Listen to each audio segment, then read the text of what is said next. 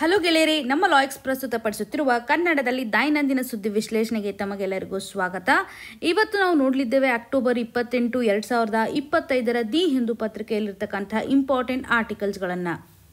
ಇವತ್ತಿನ ಮೊದಲನೇ ಆರ್ಟಿಕಲ್ ಅನ್ನು ನಾವು ಗಮನ ಹರಿಸೋದಾದ್ರೆ, ಚೀಫ್ ಜಸ್ಟಿಸ್ ಆಗಿರ್ತಕ್ಕಂತಹ BR ಗವಿ ಅವರು ಜಸ್ಟಿಸ್ ಸೂರ್ಯಕಾಂತ್ ಅವರನ್ನು ನೆಕ್ಸ್ಟ್ CJI ಆಗಿ ರೆಕಮೆಂಡೇಷನ್ಸ್ ಅನ್ನು ಮಾಡ್ತಾ ಇದ್ದಾರೆ. ಸೊ ಈ ಒಂದು ಹಂತದಲ್ಲಿ ನಾವು ಗಮನ ಹರಿಸೋದಾದರೆ GS ಪೇಪರ್ 2 ನಡಿನಲ್ಲಿ ಪೊಲಿಟಿ ಸೆಕ್ಷನಲ್ಲಿ ತುಂಬ ಇಂಪಾರ್ಟೆಂಟ್ಲಿ ಬೇಕಾಗಿರುವಂಥ ಒಂದು ಆಸ್ಪೆಕ್ಟ್ ನಿಮಗೆ ಅವೇರ್ನೆಸ್ ಇರಬೇಕು. ಸೊ ಯಾರು next chief justice of India ಆಗ್ತಾರೆ ಅನ್ನುವಂಥದ್ದನ್ನು ಗಮನ ಹರಿಸುವಂಥದ್ದು. ಈವನ್ KPSC ಎಕ್ಸಾಮಿನೇಷನಲ್ಲಿ ಈ ರೀತಿಯಂಥ ಕ್ವಶನ್ಸ್ಗಳನ್ನು ನಾವು ಫ್ರೇಮ್ ಮಾಡೋದಾಗಿ ಕಾಣ್ತಾ ಇದ್ದೀವಿ. ಇಲ್ಲಿ ನೋಡಿ, ಚೀಫ್ ಜಸ್ಟಿಸ್ ಕಾಂತ್ ಅವರು ಇವಾಗ ಒಂದು ವೇಳೆ ನೆಕ್ಸ್ಟ್ CJI ಆಗಿ ಕನ್ವರ್ಟ್ ಆದಾಗ 53ನೇ ಚೀಫ್ ಜಸ್ಟಿಸ್ ಆಫ್ ಇಂಡಿಯಾ ಆಗಿ ಕನ್ವರ್ಟ್ ಆಗ್ತಾರೆ ಅಲ್ವಾ. ಸೊ ಸುಪ್ರೀಂ ಕೋರ್ಟ್ನಲ್ಲಿರ್ತಕ್ಕಂತಹ ಒಂದು ಮುಖ್ಯ ನ್ಯಾಯಾಧೀಶರ ನೇಮಕಾತಿಗೆ ಸಂಬಂಧಪಟ್ಟಂತೆ ಆರ್ಟಿಕಲನ್ನು ನಾವಿಲ್ಲಿ ಕನೆಕ್ಟ್ ಮಾಡ್ತಾ ಇದ್ದೀವಿ. ಸೊ ಇವರು ಏನು ಮಾಡ್ತಾರೆ, ರೆಕಮೆಂಡೇಷನ್ಸನ್ನು ಮಾಡ್ತಾರೆ. ಅಂದರೆ ಪ್ರಸ್ತುತವಾಗಿ ಇರ್ತಕ್ಕಂತಹ ಮುಖ್ಯ ನ್ಯಾಯಾಧೀಶರು CJI ಅವರು ನೆಕ್ಸ್ಟ್ ಯಾರು ಬರ್ತಾರೆ, ಸಕ್ಸಸರ್ ಯಾರು ಇರ್ತಾರೆ ಅನ್ನೋದನ್ನು ರೆಕಮೆಂಡೇಷನ್ ಆಗಿ ಮಾಡ್ತಾ ಇದ್ದಾರೆ. ಸೊ ಇಲ್ಲಿ ಏನು ಒಂದು ಪ್ರಾಪರ್ ಪ್ರೊಸೀಜರ್ ಫಾಲೋ ಅಪ್ ಆಗುತ್ತೆ ಅಂತಂದರೆ, ಇವಾಗಿರುವಂತಹ CJI ಅವರು ಏನು ಮಾಡ್ತಾರೆ ಅಂದರೆ, ಯೂನಿಯನ್ ಲೆವೆಲಲ್ಲಿರ್ತಕ್ಕಂತಹ ಲಾ ಮಿನಿಸ್ಟ್ರಿಗೆ ಒಂದು ರೆಕಮೆಂಡೇಷನ್ಸನ್ನು ಮಾಡ್ತಾರೆ. ಸೊ ಯಾರನ್ನು ನಾವು ನೆಕ್ಸ್ಟ್ ಕನ್ವರ್ಟ್ ಮಾಡ್ತೀವಿ ಅಂತ ಜನರಲಿ ಸೀನಿಯರ್ ಮೋಸ್ಟ್ ಯಾರು ಇರ್ತಾರಲ್ಲ ಅವರನ್ನು ಇವರು ರೆಕಮೆಂಡೇಷನ್ ಮಾಡ್ತಾರೆ. ಸೊ ಅದಾದಮೇಲೆ ಸರ್ಕಾರ ಒಂದು ಫಾರ್ಮಲ್ ಇನಿಷಿಯೇಷನನ್ನು ತೆಗೆದುಕೊಳ್ಳುತ್ತೆ. ಯಾವ ರೀತಿಯಾಗಿ ಅಪಾಯಿಂಟ್ ಮಾಡಬೇಕು ಅನ್ನೋದ್ರ ಮೇಲೆ ಫಾರ್ಮಲ್ ಆಗಿರ್ತಕ್ಕಂಥ ಇನಿಷಿಯೇಷನನ್ನು ತೆಗೆದುಕೊಳ್ಳುತ್ತೆ. CJI ಅವರು ರೆಕಮೆಂಡೇಷನ್ಸನ್ನು ಮಾಡ್ತಾರೆ ಅನ್ನುವಂಥದ್ದಾಗಿ ನಾವಿಲ್ಲಿ ಗಮನ ಹರಿಸ್ಬೋದು.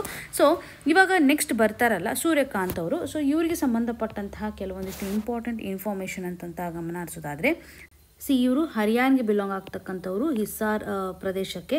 ಅದಾದಮೇಲೆ ಇವರ ಒಂದು ಡಿಗ್ರಿಯನ್ನು ಸಹ ನಾವು ತೆಗೆದುಕೊಳ್ಳುವಂಥದ್ದಾದರೆ ರೋಹ್ತಾಕಲ್ಲಿ ಕಂಪ್ಲೀಟ್ ಮಾಡಿದ್ದಾರೆ ಎನ್ನುವಂಥದ್ದಾಗಿ ನಾವಿಲ್ಲಿ ನೋಡ್ಬೋದು. ಸೊ ಇಲ್ಲಿ ನೋಡಿ, ದಯಾನಂದ್ ಯೂನಿವರ್ಸಿಟಿಯಿಂದ ಇವರಿಗೆ ಒಂದು ಡಿಗ್ರಿ ಸಿಕ್ಕಿದೆ ಅನ್ನೋದಾಗಿ ಗಮನ ಹರಿಸ್ತಾ ಇದ್ವಿ. ಸೊ ಇದರೊಂದಿಗೆ ಇವರು ಪಂಜಾಬ್ ಹರಿಯಾಣಗೆ ಸಂಬಂಧಪಟ್ಟಂತೆ ಕೋರ್ಟ್ಗಳಲ್ಲಿ ತಮ್ಮ ಒಂದು ಕಾರ್ಯವನ್ನು ಸ್ಟಾರ್ಟ್ ಮಾಡಿದ್ದಾರೆ. ಯಂಗೆಸ್ಟ್ ಅಡ್ವೊಕೇಟ್ ಆಗಿಯೂ ಸಹ ಇವರು ವರ್ಕನ್ನು ಮಾಡಿದ್ದಾರೆ ಅನ್ನುವಂಥದ್ದಾಗಲಿ ನಾವು ಗಮನ ಹರಿಸ್ಬೋದು. ಸೀನಿಯರ್ ಅಡ್ವೊಕೇಟ್ ಅನ್ನುವಂಥ ಒಂದು ಡೆಸಿಗ್ನೇಷನ್ ತೆಗೆದುಕೊಂಡಿದ್ದಾರೆ. ಅಗೇನ್ ಇವಾಗ ಚೀಫ್ ಜಸ್ಟಿಸ್ ಆಗಿಯೂ ಸಹ ಹಿಮಾಚಲ ಪ್ರದೇಶದಲ್ಲಿ ತಮ್ಮ ಒಂದು ಕಾರ್ಯವನ್ನು ನಿರ್ವಹಿಸಿದ್ದಾರೆ. ಸೊ ಜಡ್ಜಸ್ ಆಗೋದ್ರ ಮುಖಾಂತರ ಮತ್ತೆ ಹೈಕೋರ್ಟಲ್ಲಿಯೂ ಸಹ ಚೀಫ್ ಜಸ್ಟಿಸ್ ಆಗಿದ್ದಾರೆ. ನೆಕ್ಸ್ಟ್ ಸುಪ್ರೀಂ ಕೋರ್ಟ್ಗೆ ಎಂಟರ್ ಆಗಿರೋದನ್ನು ನಾವು ಗಮನ ಹರಿಸ್ತಾರೆ. ಸೊ ಈ ರೀತಿಯಾಗಿ ಇವರ ಒಂದು ಪ್ರೊಫೈಲನ್ನು ನಾವು ಕಾಣ್ಬೋದು. ಇದರೊಂದಿಗೆ ಇವರು ಜಡ್ಜ್ಮೆಂಟ್ನಲ್ಲಿ ಯಾವ ರೀತಿ ಅಂತ ಕಾಂಟ್ರಿಬ್ಯೂಷನ್ ಮಾಡಿದ್ದಾರೆ. ಸ್ಪೆಸಿಫಿಕಲಿ ಇವಾಗ ನೋಡಿ, ಸುಪ್ರೀಂ ಕೋರ್ಟ್ ಯಾವುದೇ ಒಂದು ಇಶ್ಯೂಗೆ ಸಂಬಂಧಪಟ್ಟಂತೆ ಸೊಲ್ಯೂಷನ್ನ ಕೊಡಬೇಕು ಅಥವಾ ಜಡ್ಜ್ಮೆಂಟನ್ನು ಕೊಡಬೇಕು ಅಂತಂದಾಗ ಒಂದು ಬೆಂಚನ್ನು ಕ್ರಿಯೇಟ್ ಮಾಡಿರ್ತಾರಲ್ಲ, ಸಾಕಷ್ಟು ಬೆಂಚ್ಗಳಲ್ಲಿ ಅದರಲ್ಲೂ ಇಂಪಾರ್ಟೆಂಟ್ ಇಶ್ಯೂಗೆ ಸಂಬಂಧಪಟ್ಟಂಥ ಬೆಂಚಲ್ಲೂ ಸಹ ಇವರು ಮೆಂಬರ್ ಆಗಿ ಪಾರ್ಟಿಸಿಪೇಷನನ್ನು ಮಾಡಿದ್ದಾರೆ. ಫಾರ್ ಎಕ್ಸಾಂಪಲ್ ಇವಾಗ ಆರ್ಟಿಕಲ್ 370 ತೆಗೆದು ಹಾಕ್ತಕ್ಕಂಥ ಸಂದರ್ಭದಲ್ಲಿ ಆಗಿರ್ಬೋದು. ಈವನ್ ಎಲೆಕ್ಟೋರಲ್ ಬಾಂಡ್ ಕೇಸ್ಗೆ ಸಂಬಂಧಪಟ್ಟಂತೆಯೂ ಸಹ ಇವರು ಮೆಂಬರ್ ಆಗಿರೋದನ್ನು ನಾವು ಗಮನಿಸ್ತಾ ಇದ್ವಿ. ಸೆಡಿಷನ್ ಲಾ ಇರ್ಬೋದು, ಹಾಗೂ ಪೆಗಾಸಸ್ ವೈರಸ್ಗೆ ಸಂಬಂಧಪಟ್ಟಂತೆಯೂ ಸಹ ಇಶ್ಯೂ ಇರ್ಬೋದು. ಸೊ ಈ ಎಲ್ಲ ಕೇಸಸ್ಗಳಲ್ಲೂ ಸಹ ಒಬ್ಬ ಮೆಂಬರ್ ಆಗಿ ಅಥವಾ ಸದಸ್ಯರಾಗಿ ಬೆಂಚಲ್ಲಿ ಆ್ಯಕ್ಟ್ ಮಾಡಿದ್ದಾರೆ ಅನ್ನೋದಾಗಿ ಹೇಳ್ಬೋದು. ಇವರ ಒಂದು ಕಾಂಟ್ರಿಬ್ಯೂಷನ್ ಹೆಚ್ಚಾಗಿದೆ ಅನ್ನುವಂಥದ್ದನ್ನು ಸಹ ನಾವಿಲ್ಲಿ ಗಮನ ಹರಿಸ್ಬೋದು. ಸೊ ಮುಂದಿನ ಒಂದು CJI ಯಾರು ಆಗ್ತಾರೆ ಅನ್ನುವಂಥ ಒಂದು ಅವೇರ್ನೆಸ್ ನಮಗಿಲ್ಲಿ ಕ್ಲಿಯರ್ ಆಗಿರಲಿ. ಸೊ ಈ ನಿಟ್ಟಿನಲ್ಲಿ ಈ ಒಂದು ಆರ್ಟಿಕಲನ್ನು GS ಪೇಪರ್ 2ಗೆ ನಾವು ಕನೆಕ್ಟ್ ಮಾಡ್ಬೋದು. ಇನ್ನು ಮುಂದಿನ ಆರ್ಟಿಕಲನ್ನು ಗಮನ ಹರಿಸೋದಾದರೆ, ಪಂಜಾಬಲ್ಲಿ ಇವಾಗ ಸ್ಟಬಲ್ ಬರ್ನಿಂಗ್ ಕೇಸಸನ್ನು ನಾವು ನೋಡಿದಾಗ 112 ಕೇಸಸ್ಗಳು ಹೆಚ್ಚಾಗ್ತಾ ಇದೆ ಅಂತ ನಾವು ನೋಡ್ತಾ ಇದ್ವಿ. ಒಂದೇ ದಿನದಲ್ಲಿ ಎಷ್ಟೊಂದು ಕೇಸಸ್ಗಳನ್ನು ನಾವಿಲ್ಲಿ ಕಾಣ್ತಾ ಇದ್ದೀವಿ ಅಂತ ಗಮನ ಹರಿಸ್ಬೋದು. ಸೊ ಇದರಿಂದ ಪೊಲ್ಯೂಷನ್ ಮೇಲೆ ಎಷ್ಟು ಮಟ್ಟಿಗೆ ಇಂಪ್ಯಾಕ್ಟ್ ಆಗುತ್ತೆ. GS ಪೇಪರ್ 3ನಲ್ಲಿ ಈ ಒಂದು ಆರ್ಟಿಕಲ್ ನಮಗೆ ತುಂಬ ಇಂಪಾರ್ಟೆಂಟ್ಲಿ ಬೇಕಾಗಿರುವಂಥದ್ದೇ ಅಂತ ಹೇಳ್ಬೋದು. ಸ್ಟಬಲ್ ಬರ್ನಿಂಗ್ ಅಂದರೆ ಏನು, ಯಾಕೆ ಇದನ್ನು ಜನರು ಪ್ರಿಫರ್ ಮಾಡ್ತಾರೆ, ಪಂಜಾಬ್ ಹರಿಯಾಣದಲ್ಲೇ ಸಹ ಯಾಕೆ ಇದು ಹೆಚ್ಚು ಕಂಡು ಬರುತ್ತೆ, ಇದರಿಂದ ಏನು ಇಂಪ್ಯಾಕ್ಟ್ ಆಗುತ್ತೆ ಎನ್ವಿರಾನ್ಮೆಂಟಲಿ ಅನ್ನೋದು ನಮಗೆ ಇಲ್ಲಿ ಬಹುಮುಖ್ಯವಾಗಿ ಬೇಕಾಗಿರುವಂಥ ಪರ್ಸ್ಪೆಕ್ಟಿವ್ ಅಂತ ಹೇಳ್ಬೋದು. ಇಲ್ಲಿ ಸ್ಟಬಲ್ ಬರ್ನಿಂಗ್ ಅಂತಂದರೆ ಯಾವುದೋ ಒಂದು ಕ್ರಾಪನ್ನು ಬೆಳೆಯುವಂಥ ಸಂದರ್ಭದಲ್ಲಿ ಕ್ರಾಪ್ ರೆಸಿಡ್ಯೂ ಇರುತ್ತಲ್ಲ, ಸೊ ಕಂಪ್ಲೀಟಾಗಿ ನಾವು ಅದನ್ನು ಕಳೆ ತೆಗೆದಾದ್ಮೇಲೆ ಅಥವಾ ಹಾರ್ವೆಸ್ಟ್ ಮಾಡಿದಾದಮೇಲೆ ಏನು ಲೆಫ್ಟ್ ಓವರ್ ಪಾರ್ಟ್ ಇರುತ್ತಲ್ಲ ಸರ್ಫೇಸ್ ಮೇಲೆ, ಅಂದರೆ ಸಾಯಿಲ್ ಸರ್ಫೇಸ್ ಮೇಲೆ ಅಥವಾ ಭೂಮಿಯ ಮೇಲೆ ಇರ್ತಕ್ಕಂಥ ಲೆಫ್ಟ್ ಓವರ್ ಪಾರ್ಟ್ ಇರುತ್ತಲ್ಲ, ಅದನ್ನು ಬರ್ನ್ ಮಾಡ್ತಕ್ಕಂತಹ ಒಂದು ಕಂಡೀಷನ್. ಸೊ ಕ್ರಾಪ್ ರೆಸಿಡ್ಯೂವನ್ನು ಬರ್ನಿಂಗ್ ಮಾಡ್ತಕ್ಕಂಥ ಕಂಡೀಷನ್ಗೆ ನಾವೇನಂತ ಕರಿತೀವಿ, ಸ್ಟಬಲ್ ಬರ್ನಿಂಗ್ ಅನ್ನುವಂಥ ಒಂದು ಟರ್ಮನ್ನು ಕೊಟ್ಟಿದ್ದಾರೆ. ಸೊ ಈ ಒಂದು ಸ್ಟಬಲ್ ಬರ್ನಿಂಗ್ ಅಂತ ಬಂದಾಗ ಯಾಕೆ ಇದನ್ನು ಮಾಡ್ತಾರೆ, ಏನು ಕಾರಣಗಳಿರ್ಬೋದು. ಪಂಜಾಬ್, ಹರಿಯಾಣ ಮತ್ತು ವೆಸ್ಟರ್ನ್ UPನಲ್ಲೂ ಸಹ ಹೆಚ್ಚು ಇದು ಕಂಡು ಬರುತ್ತೆ. ಇವಾಗ ಪ್ಯಾಡಿ ಗ್ರೋನ್ ಮಾಡುವಂಥ ಸಂದರ್ಭದಲ್ಲಿ ನೆಕ್ಸ್ಟ್ ಇಮಿಡಿಯೇಟಾಗಿ ಇವರು ವೀಟನ್ನು ಬೆಳಿಬೇಕಾಗಿರುವಂಥ ಒಂದು ಕಂಡೀಷನ್ ಇರುತ್ತೆ. ಸೊ ಪ್ಯಾಡಿ ಆದ ತಕ್ಷಣ ವೀಟನ್ನು ನೆಕ್ಸ್ಟ್ ಇವಾಗ ಬರುವಂಥ ವಿಂಟರ್ ಸೀಸನಲ್ಲಿ ಬೆಳಿಬೇಕು ಅನ್ನುವಂಥ ಒಂದು ಕಂಟೆಕ್ಸ್ಟ್ ಇರುತ್ತೆ. ಆ ಒಂದು ಡ್ಯೂರೇಷನ್ ಏನಿರುತ್ತಲ್ಲ, ಅದು ಗ್ಯಾಪ್ ಏನಿರುತ್ತಲ್ಲ ತುಂಬ ಕಡಿಮೆ ಇರೋದ್ರಿಂದ ಇವರು ಭಾಳ ಏನು ಟ್ರಯಲ್ ಮಾಡಬಾರ್ದು, ಎರರ್ ಮಾಡಬಾರ್ದು, ಸುಟ್ಟುಬಿಟ್ರೆ ಬೇಗ ಈಸಿಯಾಗಿ ಹದಗೊಳ್ಳುತ್ತೆ ಅನ್ನುವಂಥ ಒಂದು ನಿಟ್ಟಿನಲ್ಲಿ ಇದನ್ನು ಪ್ರಿಫರ್ ಮಾಡ್ತಾರೆ ಅನ್ನುವಂಥದ್ದಾಗಿ ಗಮನ ಹರಿಸ್ಬೋದು. ಇಲ್ಲಿ ನಮಗೆ 2 ರೀತಿಯಾದಂತಹ ಡೈಮೆನ್ಷನ್ಸ್ಗಳು ಇಂಪಾರ್ಟೆಂಟ್. ಎಕ್ಸಾಮಿನೇಷನ್ ಪರ್ಸ್ಪೆಕ್ಟಿವಲ್ಲಿ ಈ ಒಂದು ಇಶ್ಯೂನ ನಾವು ಮೇನ್ಸ್ನಲ್ಲಿ ನಾವು ಗಮನ ಹರಿಸಲೇಬೇಕಾಗುತ್ತೆ. ಕಾಸಸ್ಗಳು ಏನಿರ್ಬೋದು, ಯಾವ ರೀತಿಯಾದಂತಹ ಕಾಸಸ್ಗಳು ಇರುತ್ತೆ. ಜನರಲಿ ಇವಾಗ ನಾವೇನು ಹೇಳಿದ್ವಲ್ಲ, ಕ್ರಾಪನ್ನು ಬೆಳೆಯುವಂತಹ ಸಂದರ್ಭದಲ್ಲಿ ಈ ಒಂದು ಕ್ರಾಪ್ ರಿಲೇಟೆಡ್ ಇರುವಂತೆ ಶಾರ್ಟ್ ಟೈಮ್ ಇರುತ್ತೆ ಅಥವಾ ಶಾರ್ಟ್ ಡ್ಯೂರೇಷನ್ಗೆ ಇರುತ್ತೆ ಅನ್ನೋದನ್ನ ನಾವು ಗಮನ ಹರಿಸ್ಬೋದು. 2 ಕ್ರಾಪ್ಗಳನ್ನು ಬೆಳೆಯುವಂಥ ಸಂದರ್ಭದಲ್ಲಿ ವಿಂಡೋ ಏನಿರುತ್ತಲ್ಲ ಅದು ತುಂಬ ಕಡಿಮೆ ಸಮಯ ಇರುತ್ತೆ. ಹಾಗಾಗಿ ಇವರು ಇದನ್ನು ಪ್ರಿಫರ್ ಮಾಡ್ತಾರೆ ಅನ್ನುವಂಥ ಒಂದು ಕಾಸ್. ಆದರೆ ಇನ್ನೊಂದು ಏನಂತಂದರೆ, ಇವಾಗ ರೆಸಿಡ್ಯೂವನ್ನು ರಿಮೂವ್ ಮಾಡುವಂತಹ ಸಂದರ್ಭದಲ್ಲಿ ರೆಸಿಡ್ಯೂವನ್ನು ರಿಮೂವ್ ಮಾಡಬೇಕು ಅಂತಂದರೆ ಜನರಲಿ ನಾವು ಮೆಕನೈಸೇಷನ್ ಅಂತ ತೆಗೆದುಕೊಂಡಾಗ ಅಥವಾ ಜಾಸ್ತಿ ಲೇಬರ್ಸ್ಗಳನ್ನು ಯೂಸ್ ಮಾಡುವಂಥ ಸಂದರ್ಭದಲ್ಲಿ ಹೈ ಕಾಸ್ಟ್ ಆಗುತ್ತಲ್ವ. ಸೊ ಹೈ ಕಾಸ್ಟ್ ಆಗುತ್ತೆ. ಸೊ ಹಾಗಾಗಿ ಅಲ್ಟರ್ನೇಟಿವ್ ಅವ್ರಿಗೆ ಇರೋದಿಲ್ಲ. ಅದಕ್ಕಾಗಿ ಅವ್ರು ಏನು ಮಾಡ್ತಾರೆ ಅಂತಂದರೆ ಬರ್ನಿಂಗನ್ನು ಪ್ರಿಫರ್ ಮಾಡ್ತಾ ಇದ್ದಾರೆ ಅನ್ನುವಂಥದ್ದನ್ನು ನಾವು ಗಮನ ಹರಿಸ್ಬೋದು. ಸೊ ಇವಾಗ ಮೆಕನೈಸೇಷನ್ ಅಂತ ಮಾಡಿದಾಗೂ ಸಹ ನಾವು ಏನಾಗುತ್ತೆ, ಪ್ರಾಪರಾಗಿ ಅದನ್ನು ರಿಮೂವ್ ಮಾಡಲಿಕ್ಕೆ ಆಗೋದಿಲ್ಲ. ಕೆಲವೊಂದಿಷ್ಟು ಪಾರ್ಟ್ಗಳು ಲೆಫ್ಟ್ ಔಟ್ ಆಗುತ್ತೆ. ಬರ್ನಿಂಗನ್ನು ಪ್ರಿಫರ್ ಮಾಡಬೇಕು ಅನ್ನುವಂಥದ್ದಾಗಿಯೂ ಸಹ ಇವರು ಗಮನ ಹರಿಸ್ತಾರೆ. ಯಾಕಂದರೆ ಕಂಪ್ಲೀಟಾಗಿ ಕ್ಲಿಯರ್ ಆಗಿಬಿಡುತ್ತೆ, ವಾಶ್ಔಟ್ ಆಗುತ್ತೆ ಅನ್ನುವಂಥ ನಿಟ್ಟಿನಲ್ಲಿ. ಕೆಲವೊಂದಿಷ್ಟು ಪಾಲಿಸೀಸ್ಗಳು ಸಹ ಸರಿಯಾಗಿಲ್ಲ. ಇದನ್ನು ತಡೆಗಟ್ಟಲಿಕ್ಕೆ ಸ್ಟ್ರಿಕ್ಟ್ ಅವೇರ್ನೆಸ್ಸನ್ನು ಸಹ ನಾವಿಲ್ಲಿ ಪಾಲಿಸಿ ವೈಸ್ ತಂದಿಲ್ಲ ಅನ್ನುವಂಥದ್ದಾಗಿ ಗಮನಿಸ್ತಾ ಇದ್ದೀವಿ. ಪಾಲಿಸಿನಲ್ಲೂ ಸಹ ಕೆಲವೊಂದಿಷ್ಟು ಲೂಪ್ ಹೋಲ್ಸ್ಗಳಿದ್ದಾವೆ ಅನ್ನುವಂಥದ್ದನ್ನು ನಾವು ಗಮನ ಹರಿಸ್ಬೋದು. ಸೊ ಈ ರೀತಿಯಾಗಿ ಒಂದು ಕಾಸಸ್ಸನ್ನು ನಾವಿಲ್ಲಿ ಗಮನ ಹರಿಸೋದಾದರೆ ಬೇಸಿಕಲಿ ಇವ್ರು ಪ್ರಿಫರ್ ಮಾಡ್ತಾ ಇರೋದು ಮೆಕನೈಸೇಷನ್ ಪ್ರಾಬ್ಲಮ್. ಆ್ಯಂಡ್ ಅಗೇನ್ ಯಾರು ಹೇಳೋರು ಕೇಳೋರು ಇಲ್ಲ, ಶಾರ್ಟ್ ಟೈಮ್ ಇರೋದ್ರಿಂದ ಇಮಿಡಿಯೇಟಾಗಿ ಇವ್ರಿಗೊಂದು ಸೊಲ್ಯೂಷನ್ ಆಗಿ ಕಾಣ್ತಾ ಇದೆ ಅಂತ ನಾವು ಇಲ್ಲಿ ಗಮನ ಹರಿಸ್ಬೋದು. ಇನ್ನು ಎನ್ವಿರಾನ್ಮೆಂಟ್ ಇಂಪ್ಯಾಕ್ಟ್ ಯಾವ ರೀತಿಯಾಗಿರ್ಬೋದು ಅಲ್ವಾ. ಸೊ ಇದರಿಂದ ಸಾಕಷ್ಟು ಇಂಪ್ಯಾಕ್ಟನ್ನು ನಾವು ಕಾಣ್ತೇವೆ. ಬಹುಮುಖ್ಯವಾಗಿ ಇಮಿಡಿಯೇಟ್ ಇಂಪ್ಯಾಕ್ಟ್ ಅಂತಂದರೆ ಏರ್ ಪೊಲ್ಯೂಷನ್ ಕ್ರಿಯೇಟ್ ಆಗುತ್ತೆ. ಏರ್ ಪೊಲ್ಯೂಷನ್ ಅಂತಂದಾಗ ನಮ್ಮ ವಾತಾವರಣದಲ್ಲಿ ಗ್ರೀನ್ ಹೌಸ್ ಗ್ಯಾಸಸ್ಗಳ ಒಂದು ಪ್ರೆಸೆನ್ಸ್ ಜಾಸ್ತಿ ಆಗ್ತಾ ಹೋಗುತ್ತೆ. ಕಾರ್ಬನ್ ಮೊನಾಕ್ಸೈಡ್, ಮೀಥೇನ್ ಇವುಗಳೆಲ್ಲ ಮೇಜರ್ಲಿ ಇಂಪ್ಯಾಕ್ಟನ್ನು ಕ್ರಿಯೇಟ್ ಮಾಡುವಂಥವು. ಹಾಗೂ ಪರ್ಟಿಕ್ಯುಲೇಟ್ ಮ್ಯಾಟರ್ಸ್ಗಳನ್ನು ಸಹ ನಾವಿಲ್ಲಿ ಗಮನಿಸ್ತೇವೆ. PM 2.5 ಆಗಿರ್ಬೋದು, PM 10 ಆಗಿರ್ಬೋದು, ಇವುಗಳ ಪ್ರೆಸೆನ್ಸು ಸಹ ಜಾಸ್ತಿ ಆಗ್ತಾ ಇರುತ್ತೆ. ಕೆಲವೊಂದಿಷ್ಟು ವಾಲಟೈಲ್ ಆರ್ಗ್ಯಾನಿಕ್ ಕಂಪೌಂಡ್ಸ್ಗಳು ಸಹ ಜಾಸ್ತಿ ಆಗ್ತಾ ಇರೋದನ್ನು ನೋಡ್ತಾ ಇದ್ದೀವಿ. ಇದರಿಂದ ನಮ್ಮ ಒಂದು ಏರ್ ಕ್ವಾಲಿಟಿ ಏನಿರುತ್ತಲ್ಲ ಅದು ಕಡಿಮೆ ಆಗ್ತಾ ಹೋಗೋದನ್ನು ನಾವು ಗಮನ ಹರಿಸ್ಬೋದು. ಇದು ಆಲ್ರೆಡಿ ನೀವು ನೋಡ್ಬೋದು. ಡೆಲ್ಲಿ ಏರಿಯಾನಲ್ಲಿ ಪರ್ಟಿಕ್ಯುಲರ್ಲಿ ಅಕ್ಟೋಬರ್, ನವಂಬರ್ ಈ ಒಂದು ಸಂದರ್ಭದಲ್ಲಿ ಸಾಕಷ್ಟು ಇಂಪ್ಯಾಕ್ಟ್ ಆಗ್ತಾ ಇರೋದನ್ನು ನೋಡ್ತಾ ಇದ್ದೀವಿ. ಪೊಲ್ಯೂಷನ್ಗೆ ಸಂಬಂಧಪಟ್ಟಂಥ ಇಶ್ಯೂಸ್ಗಳು ಕ್ರಿಯೇಟ್ ಆಗ್ತಾ ಇರೋದನ್ನು ನಾವು ಗಮನ ಹರಿಸ್ತಾ ಇದ್ದೀವಿ. And talking about soil health ಅಂತ ಬಂದಾಗ ಮಣ್ಣಿನ ಒಂದು ಫಲವತ್ತತೆ ಆಧಾರದ ಮೇಲೆ ಗಮನ ಹರಿಸೋದಾದರೆ ಇವಾಗ ಮೈಕ್ರೋಬಿಯಲ್ಸ್ಗಳಂತ ಏನು ಕರಿತೀವಿ. ಸೊ ಇಲ್ಲಿ ಮಣ್ಣುಗಳಲ್ಲಿ ಕೆಲವೊಂದಿಷ್ಟು ಸೂಕ್ಷ್ಮಾಣುಗಳು ಇವತ್ತು ಪ್ಲ್ಯಾಂಟ್ನ ಗ್ರೋತ್ಗೆ ಸಾಕಷ್ಟು ಬೆನಿಫಿಟನ್ನು ಕೊಡ್ತಾ ಇರುತ್ತೆ. ಹಾಗಾಗಿ ಈ ಒಂದು ಸಾಯಿಲಲ್ಲಿರ್ತಕ್ಕಂತಹ ಮೈಕ್ರೋ ಫ್ಲೋರಾಗಳು ಏನಿರುತ್ತಲ್ಲ, ಸೊ ಈ ಒಂದು ಫ್ಲೋರಾಗಳ ಆ್ಯಕ್ಟಿವಿಟೀಸ್ಗಳು ಸಹ ಡಿಮಿನಿಷ್ ಆಗ್ತಾ ಬರುತ್ತೆ ಅನ್ನೋದನ್ನು ನಾವು ಗಮನ ಹರಿಸ್ಬೋದು. ಸೊ ಅವುಗಳ ಒಂದು ಸರ್ವೈವಲ್ಗೂ ಸಹ ಇದು ಡ್ಯಾಮೇಜನ್ನು ಕಾಸ್ ಮಾಡ್ತಾ ಇದೆ. ಈವನ್ ನ್ಯೂಟ್ರಿಯೆಂಟ್ಸ್ಗಳು ಸಹ ಇಲ್ಲಿ ಡ್ಯಾಮೇಜ್ ಆಗುತ್ತೆ. ಮಣ್ಣಿನಲ್ಲಿರ್ತಕ್ಕಂತಹ ಫಲವತ್ತತೆ ಆಟೋಮೆಟಿಕ್ಲಿ ಕಡಿಮೆ ಆಗ್ತಾ ಬರೋದನ್ನು ನಾವು ಗಮನ ಹರಿಸ್ತಾ ಇದ್ದೀವಿ. ಸೊ ಹಾಗಾಗಿ ಸಾಯಿಲ್ನ ಒಂದು ಪ್ರೊಫೈಲೇ ಇಲ್ಲಿ ಬದಲಾವಣೆ ಆಗುತ್ತೆ ಅನ್ನೋದನ್ನು ನೋಡ್ಬೋದು.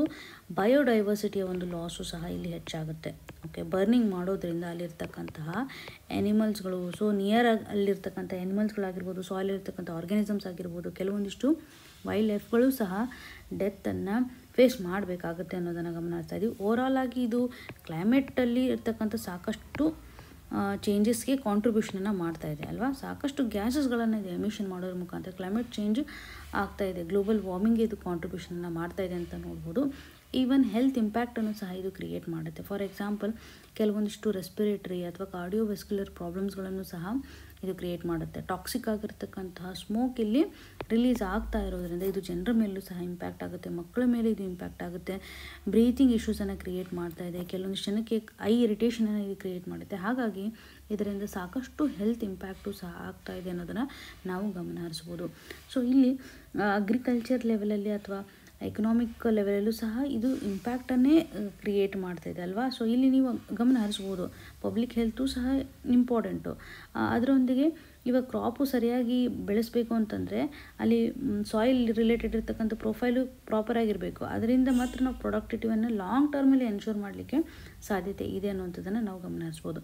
ಇದಕ್ಕೆ ಯಾವ ರೀತಿಯಾದಂತಹ ಆಲ್ಟರ್ನೇಟಿವ್ಸ್ ಇದೆ ಅನ್ನೋದನ್ನು ನಾವು ಇಲ್ಲಿ ಗಮನ ಹರಿಸೋದಾದರೆ, ಇಲ್ಲಿ ಹ್ಯಾಪಿ ಸೀಡರ್ ಅಂತಕ್ಕಂಥ ಒಂದು ಯೋಜನೆಯನ್ನು ಸಹ ತಂದಿರುವಂಥದ್ದು. ಸೊ ಹ್ಯಾಪಿ ಸೀಡರ್ ಅನ್ನುವಂತಹ ಯೋಜನೆಯ ಮುಖಾಂತರ ಆಲ್ಟರ್ನೇಟಿವ್ ಸೊಲ್ಯೂಷನ್ ಅಂತಲೇ ನಾವು ಗಮನ ಹರಿಸೋದಾದರೆ, ಈ ಒಂದು ಹ್ಯಾಪಿ ಸೀಡರ್ ಏನಿದೆಯಲ್ಲ, ಇಲ್ಲಿ ಮಷೀನನ್ನು ಪ್ರೊವೈಡ್ ಮಾಡುವಂಥದ್ದು. ಸೊ ಇವ್ರು ಏನು ಮಾಡ್ತಾರೆ, ಮಷೀನ್ ಮುಖಾಂತರ ಸ್ಟಬಲನ್ನು ರಿಮೂವ್ ಮಾಡುವಂಥ ಸಂದರ್ಭದಲ್ಲಿ ನೆಕ್ಸ್ಟ್ ನಾವು ಈಸಿಯಾಗಿ ಅದನ್ನು ಹೊಸ ಒಂದು ಕ್ರಾಪನ್ನು ಸ್ಟಾರ್ಟ್ ಮಾಡಲಿಕ್ಕೆ ಸಹಕಾರಿ ಆಗುತ್ತೆ ಅನ್ನುವಂಥದ್ದಾಗಿ ತರ್ತಾ ಇದ್ದಾರೆ. It is all about mechanisation programme ಅಂತಲೇ ಗಮನ ಹರಿಸ್ಬೋದು. ಈವನ್ ಬಯೋ ಡಿಕಾಂಪೋಸರ್ಸ್ಗಳನ್ನು ಯೂಸ್ ಮಾಡೋದ್ರ ಮುಖಾಂತರ, ಸೊ ಇದರಿಂದ ಸ್ಪ್ರೇ ಅನ್ನು ಮಾಡೋದ್ರ ಮುಖಾಂತರ ಈಸಿಯಾಗಿ ಸ್ಟಬಲ್ಲು ಸಹ ಕಡಿಮೆ ಆಗುತ್ತೆ ಅನ್ನೋದನ್ನು ನಾವು ಗಮನ ಹರಿಸ್ಬೋದು. ಸೊ ಕ್ರಾಪನ್ನು ಡೈವರ್ಸಿಫೈ ಮಾಡಬೇಕು ಅನ್ನೋದನ್ನು ನಾವು ಇಲ್ಲಿ ಅತಿ ಮುಖ್ಯವಾಗಿ ಎಂಫೋಸಿಸ್ ಮಾಡಲೇಬೇಕಾಗುತ್ತೆ.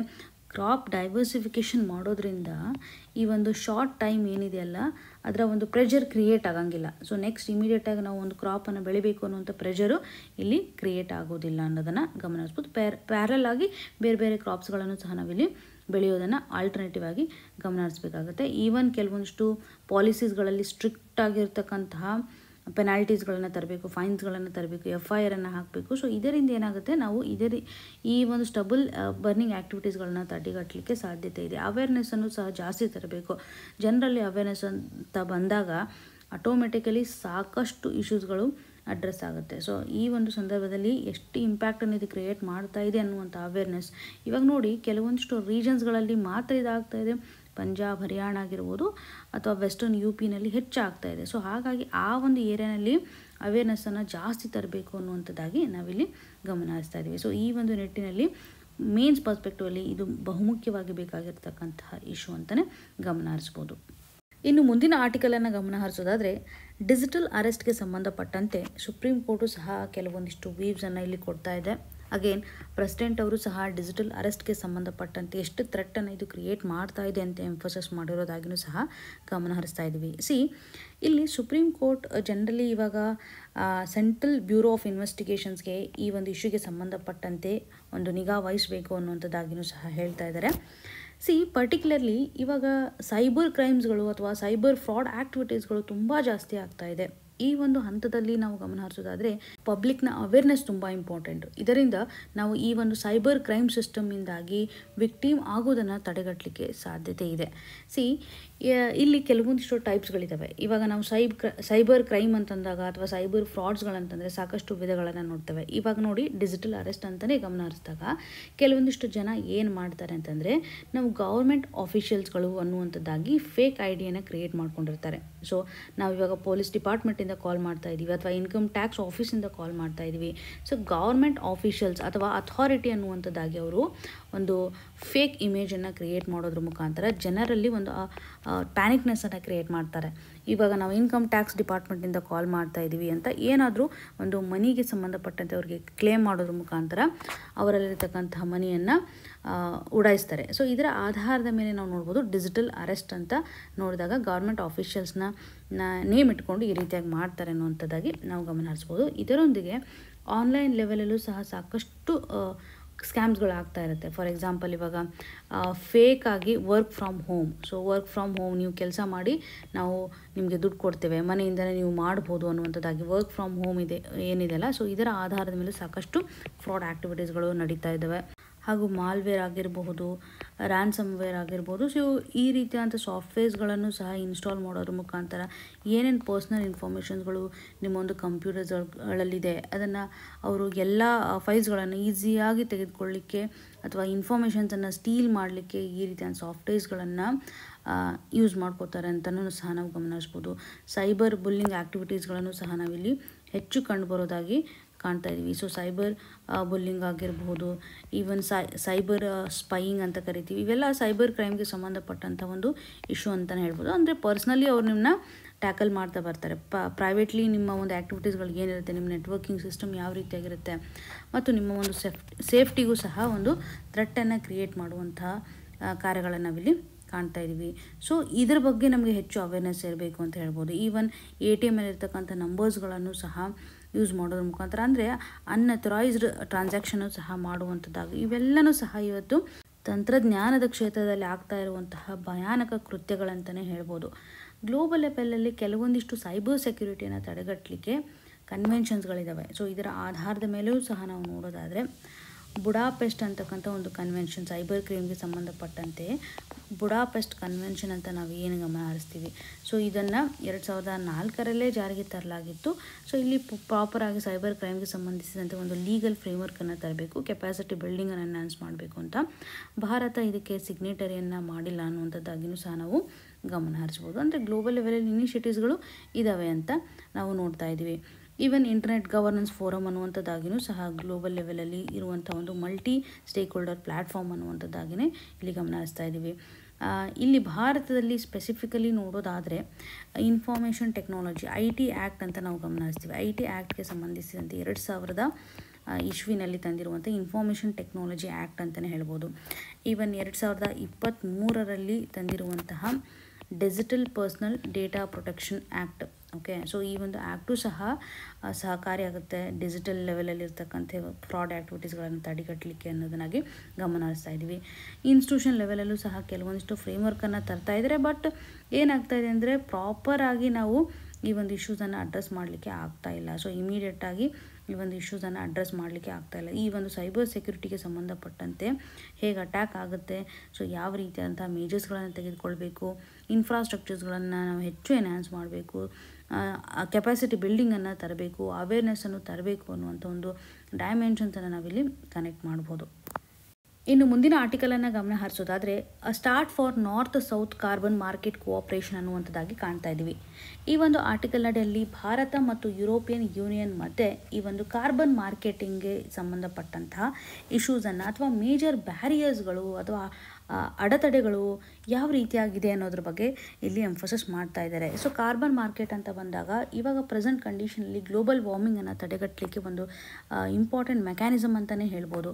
ಸೊ ಎಮಿಷನ್ ಮಾಡುವಂತಹ ಸಂದರ್ಭದಲ್ಲಿ ಹೆಚ್ಚು ಎಮಿಷನ್ ಮಾಡುವಂಥವ್ರು ಕಡಿಮೆ ಎಮಿಷನ್ ಮಾಡುವಂಥವ್ರು ಸಹ ಒಂದು ಕ್ರೆಡಿಟನ್ನು ಪಡ್ಕೊಳ್ಳಿಕ್ಕೆ ಸಾಧ್ಯತೆ ಇದೆ. ಸೊ ಅವರ ಮಧ್ಯೆ ಒಂದು ಕಾರ್ಬನ್ ಕ್ರೆಡಿಟ್ಗಳ ಎಕ್ಸ್ಚೇಂಜ್ ಆಗುತ್ತೆ ಅನ್ನುವಂಥದ್ದಾಗಿ ನಾವು ಜನರಲಿ ಒಂದು ಅವೇರ್ನೆಸ್ಸನ್ನು ಈ ಒಂದು ಕಾರ್ಬನ್ ಮಾರ್ಕೆಟ್ ಯಾವ ರೀತಿಯಾಗಿ ವರ್ಕ್ ಆಗುತ್ತೆ ಅಂತ ತಿಳಿದುಕೊಳ್ಬೋದು. ಈ ಆರ್ಟಿಕಲಲ್ಲಿ ಎಂಫೋಸಿಸ್ ಮಾಡಿರೋದು ಅಂದರೆ ಇವಾಗ 2025 ಏನಾಗಿದೆ ಅಂತಂದರೆ ಯುರೋಪಿಯನ್ ಯೂನಿಯನ್ ಹಾಗೂ ಇಂಡಿಯಾ ಇವೆರಡರ ಮಧ್ಯೆ ನಾವು ಹೇಗಾದರೂ ಮಾಡಿ ಈ ಒಂದು ಕಾರ್ಬನ್ ಬಾರ್ಡರ್ ಅಡ್ಜಸ್ಟ್ಮೆಂಟ್ ಮೆಕ್ಯಾನಿಸಮ್ ಏನಿದೆಯಲ್ಲ, ಯುರೋಪಿಯನ್ ಯೂನಿಯನ್ದ ಒಂದು ಕಾರ್ಬನ್ ಬಾರ್ಡರ್ ಅಡ್ಜಸ್ಟ್ಮೆಂಟ್ ಮೆಕ್ಯಾನಿಸಮ್ ಆಗಿರ್ಬೋದು, ಆ್ಯಂಡ್ ಭಾರತದಲ್ಲಿರ್ತಕ್ಕಂಥ ಒಂದು ಇಂಡಿಯನ್ ಕಾರ್ಬನ್ ಮಾರ್ಕೆಟ್ ಇವುಗಳನ್ನೆಲ್ಲ ಮರ್ಜ್ ಮಾಡೋದ್ರ ಮುಖಾಂತರ, ಅಂದರೆ ಒಂದು ಪ್ರಾಪರ್ ಕೋಆಪ್ರೇಷನ್ ಮುಖಾಂತರ ನಾವು ಕಾರ್ಬನ್ ಮಾರ್ಕೆಟಿಂಗನ್ನು ಎನ್ಹಾನ್ಸ್ ಮಾಡಬೇಕು ಅಂತ ಒಂದು ಅಜೆಂಡಾವನ್ನು ಹಾಕ್ಕೊಂಡಿದ್ದಾರೆ ಅಂತ ಹೇಳ್ಬೋದು. 2025 ಒಂದು ನ್ಯೂ ಸ್ಟ್ರಾಟಜಿನ ತರಲಿಕ್ಕೆ ಮುಂದಾಗ್ತಾ ಇದ್ದಾರೆ ಕಾರ್ಬನ್ ಮಾರ್ಕೆಟ್ ಕೋಆಪ್ರೇಷನ್ಗೆ ಸಂಬಂಧಪಟ್ಟಂತೆ. ಆದರೆ ಆಥರ್ ಅವರು ಏನು ಹೇಳ್ತಾ ಇದ್ದಾರೆ ಅಂದರೆ ನಾವು ಇಲ್ಲಿ ಕೆಲವೊಂದಿಷ್ಟು ಹರ್ಡಲ್ಸ್ಗಳನ್ನು ಅಥವಾ ಬ್ಯಾರಿಯರ್ಸ್ಗಳನ್ನು ಕಾಣ್ತೀವಿ ನಾವು ಮೆಕ್ಯಾನಿಸಮನ್ನು ಇಂಪ್ಲಿಮೆಂಟ್ ಮಾಡ್ತಕ್ಕಂಥ ಸಂದರ್ಭದಲ್ಲಿ ಅಂತ ಎಂಫೋಸಿಸ್ ಮಾಡ್ತಾ ಇದ್ದಾರೆ. ಇವಾಗ ನಮ್ಮ ದೇಶದಲ್ಲಿ ಕಾರ್ಬನ್ ಮಾರ್ಕೆಟ್ ಇನ್ನೂ ಅಷ್ಟೊಂದು ಡೆವಲಪ್ ಆಗಿಲ್ಲ ಅಲ್ವಾ. ನಾವು ಇದನ್ನು ಏನು ಹೇಳ್ಬೋದು ಅಂತಂದರೆ ಅಂಡರ್ ಡೆವಲಪ್ಡ್ ಕಂಡೀಷನ್ಸಲ್ಲೇ ಇದೆ, ಅಷ್ಟೊಂದು ನಾವು ಡೆವಲಪ್ಮೆಂಟನ್ನು ಇಲ್ಲಿ ಕಾಣಲಿಕ್ಕೆ ಆಗಿಲ್ಲ. ಸೊ ಡೌನ್ ಕಂಡೀಷನಲ್ಲೇ ಇದೆ. ಆದರೆ ಯುರೋಪಿಯನ್ ಎಮಿಷನ್ಗೆ ಸಂಬಂಧಿಸಿದಂತೆ ಸಾಕಷ್ಟು ಅಡ್ವಾನ್ಸ್ಡ್ ಎಸ್ಟಾಬ್ಲಿಷ್ಮೆಂಟನ್ನು ಅವರು ಮಾಡಿದ್ದಾರೆ. ಅಲ್ಲಿ ಎಮಿಷನ್ ಟ್ರೇಡಿಂಗ್ ಸಿಸ್ಟಮ್ ಸ್ಟ್ರಾಂಗ್ ಇದೆ ಅಂತ ಹೇಳ್ಬೋದು. ಸೊ ಇದು ಡೈರೆಕ್ಟಾಗಿ ಸಿಂಕ್ ಆಗುತ್ತಾ ಅನ್ನುವಂಥದ್ದು, ಅವರ ಒಂದು ಇಂಟೆನ್ಸಿಟಿಗೆ ಮ್ಯಾಚ್ ಆಗುತ್ತಾ, ಸೊ ಅದು ಒಂದು ಕ್ವಶನ್ ಮಾರ್ಕನ್ನು ಇಲ್ಲಿ ಕ್ರಿಯೇಟ್ ಮಾಡ್ತಾ ಇದೆ ಅನ್ನೋದನ್ನು ಗಮನ ಹರಿಸ್ಬೋದು. ಜೊತೆಗೆ ಇನ್ಸ್ಟಿಟ್ಯೂಷನಲ್ಲಿ ಕೆಲವೊಂದಿಷ್ಟು ಗ್ಯಾಪ್ಗಳನ್ನು ಸಹ ನಾವು ಕಾಣ್ತಾ ಇದ್ದೀವಿ. ಇನ್ಸ್ಟಿಟ್ಯೂಷನಲ್ ಗ್ಯಾಪ್ ಅಂತ ಬಂದಾಗ ಇವಾಗ ಯುರೋಪಿಯನ್ ಯೂನಿಯನ್ ನಡಿನಲ್ಲೂ ಸಹ ಒಂದು ಪ್ರಾಪರ್ ಸಿಸ್ಟಮನ್ನು ಅವರು ಫಾಲೋ ಮಾಡ್ತಾ ಇದ್ದಾರೆ. ಬಟ್ ಭಾರತದಲ್ಲಿ ಯಾವುದೇ ರೀತಿಯಾದಂತಹ ಇಂಡಿಪೆಂಡೆಂಟ್ ಇನ್ಸ್ಟಿಟ್ಯೂಟ್ ಇಲ್ಲ ರೆಗ್ಯುಲೇಷನ್ ಮಾಡಲಿಕ್ಕೆ ಅಲ್ವಾ. ಸೊ ಸರಿಯಾದಂಥ ಒಂದು ಎನ್ವಿರಾನ್ಮೆಂಟ್ ಕಂಪೈಲೆನ್ಸಸ್ ಏನಿರುತ್ತೆ ಅದನ್ನೆಲ್ಲನೂ ಕನ್ಸಿಡರ್ ಮಾಡಬೇಕು. ಇವಾಗ ಎಮಿಷನ್ ಕಂಟ್ರೋಲ್ ಮಾಡ್ತಾ ಇದೆ ಒಂದು ಇಂಡಸ್ಟ್ರಿ ಅಂತಂದರೆ ಸರಿಯಾಗಿ ಅದು ಬೇರೆ ರೀತಿ ಏನಾದರೂ ಇಂಪ್ಯಾಕ್ಟ್ ಮಾಡುತ್ತೆ ಎಲ್ಲವನ್ನೂ ರೆಗ್ಯುಲೇಟ್ ಮಾಡಬೇಕಾಗುತ್ತಲ್ಲ. ಹೇಗೆ ನೀವು ಕ್ರೆಡಿಟನ್ನು ಪ್ರೊವೈಡ್ ಮಾಡ್ತೀರಿ, ಪ್ರಾಪರ್ ಅಥಾರಿಟಿ ಇಂಪಾರ್ಟೆಂಟ್ ಆಗುತ್ತೆ ರೆಗ್ಯುಲೇಷನ್ ಮಾಡಲಿಕ್ಕೆ. ಇದನ್ನು ರಿಕಗ್ನೈಸ್ ಮಾಡಲಿಕ್ಕೆ ತುಂಬ ಇಂಪಾರ್ಟೆಂಟ್ಲಿ ಒಂದು ಇನ್ಸ್ಟಿಟ್ಯೂಷನ್ ಅವಶ್ಯಕತೆ ಇದೆ. ಕ್ರೆಡಿಟ್ಸನ್ನು ಪ್ರೊವೈಡ್ ಮಾಡಲಿಕ್ಕೆ ಸರಿಯಾದಂಥ ಒಂದು ಇನ್ಸ್ಟಿಟ್ಯೂಷನ್ ಬೇಕು ಅನ್ನುವಂತಹ ನಿಟ್ಟಿನಲ್ಲಿ ನಾವು ಇಲ್ಲಿ ಗಮನ ಹರಿಸ್ಬೋದು. ಇದರೊಂದಿಗೆ ಕಾರ್ಬನ್ ಪ್ರೈಸ್ಗಳ ಒಂದು ಡಿಸ್ಪ್ಯಾರಿಟಿನೂ ಇದೆ ಅಲ್ವಾ. ನಮ್ಮ ಒಂದು ಯುರೋಪಿಯನ್ ಯೂನಿಯನ್ ಆಗಿರ್ಬೋದು ಅಥವಾ ಭಾರತದಲ್ಲಿ ನಾವು ನೋಡಿದಾಗ ಡಿಸ್ಪ್ಯಾರಿಟಿಯನ್ನು ಕಾಣ್ತೀವಿ. ಹೇಗಿರ್ಬೋದು, ಇವಾಗ ಅಲ್ಲಿ ಒಂದು ಕಾರ್ಬನ್ ಪ್ರೈಸಸ್ಗೆ ಸಂಬಂಧಪಟ್ಟಂತೆ ರೇಂಜನ್ನು ನೋಡಿದರೆ ಯುರೋಪಿಯನ್ ಯೂನಿಯನ್ ಇರತಕ್ಕಂಥ ಒಂದು ರೇಂಜು €60 to €80 ಪರ್ ಟನ್ ಆಗಿ ನಾವು ಗಮನ ಹರಿಸ್ತೀವಿ. ಸೊ ಪರ್ ಟನ್ಗೆ ಸಂಬಂಧಪಟ್ಟಂತೆ ನಾವು ನೋಡಿದಾಗ ಇಷ್ಟು ಚಾರ್ಜಸನ್ನು ಅವರು ಮಾಡ್ತಾರೆ. ನಮ್ಮ ಒಂದು ಭಾರತದಲ್ಲಿ ನಾವು ನೋಡಿದಾಗ ಯೂರೋದಲ್ಲೇ ಕನ್ಸಿಡರ್ ಮಾಡಿದರೆ ಸೊ ಪರ್ಟಿಕ್ಯುಲರ್ಲಿ 5 to 10 ಪರ್ ಟನ್ಗೆ ಬರುವಂಥ ಒಂದು ಚಾರ್ಜಸ್ ಇರುತ್ತೆ. ಸೊ ನೀವು ನೋಡಿ ಎಷ್ಟೊಂದು ಡಿಫ್ರೆನ್ಸ್ ಇದೆ ಅನ್ನೋದನ್ನು ನೀವು ಇಲ್ಲೇ ಗಮನ ಹರಿಸ್ಬೋದು. ಹಾಗಾಗಿ ನಾವು ಈ ಒಂದು ಕ್ರೆಡಿಟ್ಸ್ಗಳನ್ನು ಎಕ್ಸ್ಪೋರ್ಟ್ ಮಾಡತಕ್ಕಂಥ ಸಂದರ್ಭದಲ್ಲಿ ಇಂಪೋರ್ಟ್ ಮಾಡತಕ್ಕಂಥ ಸಂದರ್ಭದಲ್ಲಿ ಪ್ರಾಪರಾಗಿ ಒಂದು ರೆಸಿಪ್ರಿಕೇಷನನ್ನು ಅಥವಾ ಈಕ್ವಲೆನ್ಸಿಯನ್ನು ಇಲ್ಲಿ ತೋರಿಸಲಿಕ್ಕೆ ಆಗೋದಿಲ್ಲ. ಕಂಪೈಲೆನ್ಸ್ ಕಾಸ್ಟ್ಗಳು ಸಹ ಚೇಂಜಸ್ ಆಗುತ್ತೆ ಅನ್ನೋದನ್ನು ಸಹ ನಾವಿಲ್ಲಿ ಗಮನ ಹರಿಸ್ಬೋದು. ಇದರೊಂದಿಗೆ ಪೊಲಿಟಿಕಲಿ ಒಂದು ಸೆನ್ಸಿಟಿವ್ ಕಂಡೀಷನನ್ನು ಸಹ ಇದು ಕ್ರಿಯೇಟ್ ಮಾಡುತ್ತೆ. ಸೊ ಪೊಲಿಟಿಕಲ್ ಸೆನ್ಸಿಟಿವಿಟಿ ಅಂತ ಬಂದಾಗ ಈ ಮೊದಲು ಭಾರತ ಏನು ಮಾಡ್ತಾ ಇತ್ತು ಅಂತಂದರೆ WTOನಲ್ಲಿ ಈ ಒಂದು ಯುರೋಪಿಯನ್ ಯೂನಿಯನ್ ತಂದಿರುವಂಥ ಇನಿಷಿಯೇಟಿವ್ಗೆ ಈ ಒಂದು ಮಾರ್ಕೆಟಿಂಗ್ಗೆ ಸಂಬಂಧಪಟ್ಟಂತೆ ಸಪೋರ್ಟನ್ನು ಮಾಡಿರಲಿಲ್ಲ. ಯಾಕೆಂದರೆ ಇದೊಂದು ಯೂನಿಲ್ಯಾಟ್ರಲ್ ಪ್ರೊಟೆಕ್ಷನಿಸಮನ್ನು ಇದು ಕನ್ಸಿಡರ್ ಮಾಡುತ್ತೆ. ಸೊ ಹಾಗಾಗಿ ಇದು ಎಲ್ಲರಿಗೂ ಸಹ ಸರಿಯಾದಂಥ ಒಂದು ಪ್ಲ್ಯಾಟ್ಫಾರ್ಮನ್ನು ಒದಗಿಸೋದಿಲ್ಲ ಅಂತ ಕ್ರಿಟಿಸೈಸ್ ಮಾಡಿರೋದಾಗಿ ನಾವು ಇಲ್ಲಿ ಗಮನ ಹರಿಸ್ಬೋದು. ಸೊ ಹಾಗಾಗಿ ಇದು ಒಂದು ಪೊಲಿಟಿಕಲಿ ಇಶ್ಯೂವನ್ನು ಸಹ ಹಿಸ್ಟಾರಿಕಲಿ ಭಾರತ ಅಪೋಸ್ ಮಾಡಿರೋದನ್ನು ಇಲ್ಲಿ ಎಂಫೋಸಿಸ್ ಮಾಡ್ತಾ ಇದೆ. ಇದು ಎಷ್ಟರ ಮಟ್ಟಿಗೆ ಮುಂದೆ ಹೋಗುತ್ತೆ ಅನ್ನೋದು ಒಂದು ಬ್ಯಾರಿಯರ್ ಅಥವಾ ಒಂದು ಸ್ವಲ್ಪ ಹರ್ಡಲನ್ನು ಸಹ ಇದು ಕ್ರಿಯೇಟ್ ಮಾಡುತ್ತೆ. ಸೊ ಇವಾಗ ಒಂದು ಪಾಲಿಸಿನ ತರಬೇಕು. ನಾವು ಯಾವ ರೀತಿ ಅಂತ ಪಾಲಿಸಿ ತರಬೇಕು, ಕೆಲವೊಂದಿಷ್ಟು ರಿಸ್ಕನ್ನು ಇದು ಕ್ರಿಯೇಟ್ ಮಾಡುತ್ತೆ. ಸೊ ರಿಸ್ಕ್ ಆಫ್ ಪಾಲಿಸಿ ಅಂತಲೇ ಹೇಳ್ಬೋದು. ಸೊ ಡೊಮೆಸ್ಟಿಕ್ ಲೆವೆಲಲ್ಲಿ ನಾವು ಯಾವ ಒಂದು ಪಾಲಿಸೀಸನ್ನು ತಂದಾಗ ಇದು ನಮ್ಮ ಪ್ರೊಡಕ್ಷನ್ಗೆ ಹರ್ಟ್ ಆಗ್ಬೋದಲ್ವಾ. ಇಂಡಸ್ಟ್ರೀಸ್ಗಳು ಸಹ ಇಮಿಡಿಯೇಟಾಗಿ ಹರ್ಟ್ ಆಗುವಂಥ ಒಂದು ಸಾಧ್ಯತೆ ಇರುತ್ತೆ. ಎಕ್ಸ್ಪೋರ್ಟು ಸಹ ಕಡಿಮೆ ಆಗುತ್ತೆ. ಇದರಿಂದ ಅಗೇನ್ ಕರೆಂಟ್ ಅಕೌಂಟ್ ಡೆಫಿಸಿಟು ಸಹ ಹೆಚ್ಚಾಗುತ್ತೆ ಅನ್ನೋದನ್ನು ಸೊ ಪ್ಯಾರಲ್ ಆಗಿ ನಾವು ಗಮನ ಹರಿಸ್ಬೋದು. ಸೊ ಹಾಗಾಗಿ ಒಂದು ಇಶ್ಯೂವನ್ನು ಆಥರ್ ಅವರು ಅಡ್ರೆಸ್ ಮಾಡಲಿಕ್ಕೆ ಟ್ರೈ ಮಾಡ್ತಾ ಇದ್ದಾರೆ. ನಾವು ಯಾವ ರೀತಿಯಾದಂತಹ ಕೋಆಪರೇಷನನ್ನು ಎನ್ಹಾನ್ಸ್ ಮಾಡಬೇಕು. ಸೊ ಇಲ್ಲಿ ಒಂದು ಎಕ್ಸ್ಪೋರ್ಟರ್ಸ್ಗೆ ಬೇಕಾಗಿರುವಂತಹ ಪ್ರೊಟೆಕ್ಷನನ್ನು ಸರ್ಕಾರ ಕೊಡಬೇಕಾಗುತ್ತೆ, ಒಂದು ಶೀಲ್ಡನ್ನು ಕೊಡಬೇಕಾಗುತ್ತೆ ಅಂತ ಹೇಳ್ತಾ ಇದ್ದೀವಿ. ಸೊ ಇದನ್ನು ನಾವು ಪಾಲಿಸಿನಲ್ಲಿ ಚೇಂಜಸನ್ನು ಮಾಡಬೇಕಾಗತ್ತೆ. ಎಕ್ಸ್ಪೋರ್ಟರ್ಗೆ ಸಂಬಂಧಪಟ್ಟಂತೆ ಯಾವುದೇ ರೀತಿಯಾಗಿ ಹರ್ಟ್ ಆಗಬಾರ್ದು, ಅವ್ರಿಗೊಂದು ಶೀಲ್ಡನ್ನು ಕ್ರಿಯೇಟ್ ಮಾಡಬೇಕು, ಪ್ರೊಟೆಕ್ಷನನ್ನು ತರಲಿಕ್ಕೆ ಮೆಕ್ಯಾನಿಸಮನ್ನು ತರಬೇಕು. ಇದರೊಂದಿಗೆ ಗ್ಲೋಬಲ್ ಲೆವೆಲಲ್ಲಿರುವಂತಹ ಕೆಲವೊಂದಿಷ್ಟು ಮಾಡೆಲ್ಸ್ಗಳನ್ನು ನಾರ್ತ್ ಸೌತ್ ಕೋಆಪರೇಷನ್ ಅಥವಾ ಕಾರ್ಬನ್ ಮಾರ್ಕೆಟನ್ನು ಎನ್ಹ್ಯಾನ್ಸ್ ಮಾಡಲಿಕ್ಕೆ ಸಾಧ್ಯತೆ ಇದೆ ಅನ್ನೋದಾಗಿ ಹೇಳ್ತಾ ಇದ್ದೀವಿ. ಇದರೊಂದಿಗೆ ಕೆಲವೊಂದಿಷ್ಟು ಟೆಕ್ನಿಕಲ್ ಸಪೋರ್ಟ್ಸ್ಗಳನ್ನು ಸಹ ನಾವು ಯುರೋಪಿಯನ್ನಿಂದನೂ ಸಹ ಪಡೆದುಕೊಳ್ಬೋದಲ್ವಾ. ಸೊ ಯಾವ ರೀತಿಯಾಗಿ ಅವರು ಫಾಲೋ ಮಾಡ್ತಾ ಇದ್ದಾರೆ, ಯಾವ ರೀತಿಯ ಫ್ರೇಮ್ವರ್ಕ್ಗಳನ್ನು ತರ್ತಾ ಇದ್ದಾರೆ, ಸೆಕ್ಟರ್ ಲೆವೆಲಲ್ಲಿ ಯಾವ ರೀತಿಯಾಗಿ ಮಾಡ್ತಾ ಇದ್ದಾರೆ, ಪ್ರೈಸನ್ನು ಯಾವ ರೀತಿಯಾಗಿ ಅವರು ಫಿಕ್ಸ್ ಮಾಡ್ತಾ ಇದ್ದಾರೆ, ಅವರೊಂದಿಗೆ ಬೇಕಾಗುವಂಥ ಒಂದು ಸಪೋರ್ಟನ್ನು ಸಹ ನಾವು ಪಡೆದುಕೊಳ್ಬೇಕು ಅನ್ನುವಂಥ ಸೊಲ್ಯೂಷನ್ನ ಆಥರ್ ಅವರು ಇಲ್ಲಿ ಎಂಫೋಸಿಸ್ ಮಾಡ್ತಾ ಇದ್ದಾರೆ. ಪೊಲಿಟಿಕಲ್ ಇಶ್ಯೂಸ್ಗಳು ಏನಿರುತ್ತೆ ಅವುಗಳನ್ನು ಸಹ ಎಲ್ಲ ರಿಸಾಲ್ವ್ ಮಾಡಲಿಕ್ಕೆ ಒಂದು ಎರಡೂ ಪಾರ್ಟಿಗಳಿಂದ ಅಥವಾ ಇಂಡಿಯಾ ಆಗಿರ್ಬೋದು ಯುರೋಪಿಯನ್ ಯೂನಿಯನ್ನಿಂದ ಒಂದು ನೆಗೋಷಿಯೇಷನ್ಗೆ ತರಬೇಕು ಅನ್ನುವಂಥದ್ದಾಗಿ ಹೇಳ್ತಾ ಇದ್ವಿ. ಯಾಕಂದ್ರೆ ಪ್ರೈಸಲ್ಲಿ ತುಂಬ ಡಿಸ್ಪ್ಯಾರಿಟಿ ಇರುತ್ತೆ. ಹಾಗಾಗಿ ನಾವು ಯಾವುದೇ ರೀತಿಯಾಗಿ ಪೊಲಿಟಿಕಲ್ ಅಜೆಂಡಾಗಳು ಏನಿರುತ್ತೆ ಅಥವಾ ಪಾಲಿಸಿ ಲೆವೆಲ್ ಏನು ಚೇಂಜಸ್ ಮಾಡ್ತಾರೆ ಅದು ಆಗಿರ್ಬೋದು, ಈವನ್ ಯಾವುದೇ ರೀತಿಯಾಗಿ ನಮ್ಮ ಒಂದು ಡೊಮೆಸ್ಟಿಕ್ ಪ್ರೊಡಕ್ಷನ್ಗೆ ಹರ್ಟ್ ಆಗಬಾರ್ದು ಅನ್ನುವಂಥದ್ದನ್ನು ಸಹ ನಾವಿಲ್ಲಿ ಗಮನ ಹರಿಸಬೇಕಾಗುತ್ತೆ. ಇದು ಇಂಟರ್ನ್ಯಾಷನಲ್ ಲೆವೆಲಲ್ಲಿ ಎನ್ವಿರಾನ್ಮೆಂಟ್ ಅಗ್ರಿಮೆಂಟ್ಸ್ ನಡೆಯಲ್ಲಿ ಇಂಡಿಯಾ ಮತ್ತು ಯುರೋಪಿಯನ್ ರಿಲೇಷನ್ ಏನಿದೆಯಲ್ಲ ಅಥವಾ ಈ ಒಂದು ಪರ್ಟಿಕ್ಯುಲರ್ ಆಸ್ಪೆಕ್ಟ್ ನಡೆಯಲ್ಲಿ ಏನು ಟ್ರೇಡನ್ನು ತರಲಿಕ್ಕೆ ಮುಂದಾಗ್ತಾ ಇದ್ದಾರೆ ಇದು ತುಂಬ ಇಂಪಾರ್ಟೆಂಟ್ ಇದೆ. ಯಾಕೆಂದರೆ ಎಕನಾಮಿಕ್ ಇಂಟ್ರೆಸ್ಟನ್ನು ಸಹ ನಾವು ಇಲ್ಲಿ ಅಡ್ರೆಸ್ ಮಾಡಬೇಕಾಗುತ್ತೆ. ಈವನ್ ನಮ್ಮ ಒಂದು ಸವರ್ನಿಟಿಗೂ ಯಾವುದೇ ರೀತಿಯಾಗಿ ಧಕ್ಕೆ ಆಗದೇ ಇರುವಂತೆ ನಾವು ಇನಿಷಿಯೇಟಿವನ್ನು ತೆಗೆದುಕೊಳ್ಬೇಕು. ಗ್ಲೋಬಲ್ ಲೆವೆಲಲ್ಲಿ ಬಿಗ್ಗೆಸ್ಟ್ ಇಶ್ಯೂ ಅಂತಂದರೆ ಇವಾಗ ಗ್ಲೋಬಲ್ ವಾರ್ಮಿಂಗ್. ಸೊ ಈ ಒಂದು ಕ್ಲೈಮೇಟ್ ಚೇಂಜನ್ನು ಸಹ ತಡೆಗಟ್ಟಲಿಕ್ಕೆ ತೆಗೆದುಕೊಂಡಿರುವಂಥ ಒಂದು ಇನಿಷಿಯೇಟಿವ್ ಆಗಿದೆ. ಏನು ಹರ್ಡಲ್ಸ್ಗಳಿದ್ದಾವೆ, ಯಾವ ರೀತಿಯಾದ ಬ್ಯಾರಿಯರ್ಸ್ಗಳಿದ್ದಾವೆ ನಾವು ಈ ಒಂದು ಟೈಅಪ್ ಮಾಡೋದ್ರಲ್ಲಿ ಅನ್ನೋದು ನಮಗೆ ಮೇನ್ಸ್ ಪರ್ಸ್ಪೆಕ್ಟಿವಲ್ಲಿ ತುಂಬ ಇಂಪಾರ್ಟೆಂಟ್ಲಿ ಬೇಕಾಗಿರುವಂಥ ಡೈಮೆನ್ಷನ್ಸ್ಗಳು. ಇನ್ನು ಮುಂದಿನ ಆರ್ಟಿಕಲನ್ನು ಗಮನ ಹರಿಸೋದಾದರೆ big tech's contempt for Indian public health ಅನ್ನುವಂಥ ಒಂದು ಆರ್ಟಿಕಲನ್ನು ಗಮನ ಹರಿಸ್ತಾ ಇದ್ದೀವಿ. ಸೊ ಈ ಒಂದು ಆರ್ಟಿಕಲನ್ನು GS ಪೇಪರ್ 2 ನಡಿನಲ್ಲಿ ಪಬ್ಲಿಕ್ ಹೆಲ್ತ್ಗೆ ಸಂಬಂಧಪಟ್ಟಂತೆ ಕನೆಕ್ಟ್ ಮಾಡ್ಬೋದು. ಭಾರತದಲ್ಲಿ ಡ್ರಗ್ ಲಾಗಳನ್ನು ಯಾವ ರೀತಿಯಾಗಿ ಕಂಪನೀಸ್ಗಳು ಬೈಪಾಸ್ ಮಾಡ್ತಾ ಇದ್ದಾವೆ. ಸೊ ಡ್ರಗ್ ಲಾಸ್ಗೆ ಸಂಬಂಧಪಟ್ಟಂತೆ ಕೆಲವೊಂದಿಷ್ಟು ರೆಗ್ಯುಲೇಷನ್ಸ್ಗಳು ಇರುತ್ತಲ್ಲ, ಸೊ ಈ ರೆಗ್ಯುಲೇಷನ್ಸ್ಗಳನ್ನು ಯಾವುದೇ ರೀತಿಯಾಗಿ ಕನ್ಸಿಡರ್ ಮಾಡ್ತಾ ಇಲ್ಲ ಅನ್ನುವಂಥದ್ದಾಗಿ ನಾವಿಲ್ಲಿ ಕಾಣ್ತಾ ಇದ್ದೀವಿ. ಇಲ್ಲಿ ಏನು ಇಶ್ಯೂಸ್ಗಳಿರ್ಬೋದು, ಪ್ರಪ್ರಥಮವಾಗಿ ನಾವು ನೋಡ್ಬೋದು ಇವಾಗ ಸಾಕಷ್ಟು ಅಡ್ವರ್ಟೈಸ್ಗಳನ್ನು ನಾವು ಡಯಾಬಿಟಿಕ್ ಪೇಷಂಟ್ಗೆ ಸಂಬಂಧಪಟ್ಟಂತೆ ಆಗಿರ್ಬೋದು ಅಥವಾ ಕ್ಯಾನ್ಸರ್ಗೆ ಸಂಬಂಧಪಟ್ಟಂತೆ ನೋಡ್ತೇವೆ. ಈ ಡ್ರಗ್ಸ್ ತೆಗೆದುಕೊಳ್ಳಿ, ಆ ಡ್ರಗ್ಸ್ ತೆಗೆದುಕೊಳ್ಳಿ ಅಂತ ಈಸಿಯಾಗಿ ಎಲ್ಲ ಸೋಷಿಯಲ್ ಮೀಡಿಯಾ ಪ್ಲ್ಯಾಟ್ಫಾರ್ಮಲ್ಲಿ ಆಗಿರ್ಬೋದು ಸಾಕಷ್ಟು ಅಡ್ವರ್ಟೈಸಸ್ಗಳನ್ನು ನಾವು ಕಾಣ್ತಾ ಇದ್ದೀವಿ. ಸೊ ಅಡ್ವರ್ಟೈಸಸನ್ನು ಮಾಡುವಂತಹ ಸಂದರ್ಭದಲ್ಲಿ ಇವು ಎಷ್ಟರ ಮಟ್ಟಿಗೆ ಅಥೆಂಟಿಸಿಟಿಯನ್ನು ತೋರಿಸ್ತಾ ಇದ್ದಾವೆ, ಸೊ ಯಾರು ಇದಕ್ಕೆ ರೆಸ್ಪಾನ್ಸಿಬಲ್ಲು.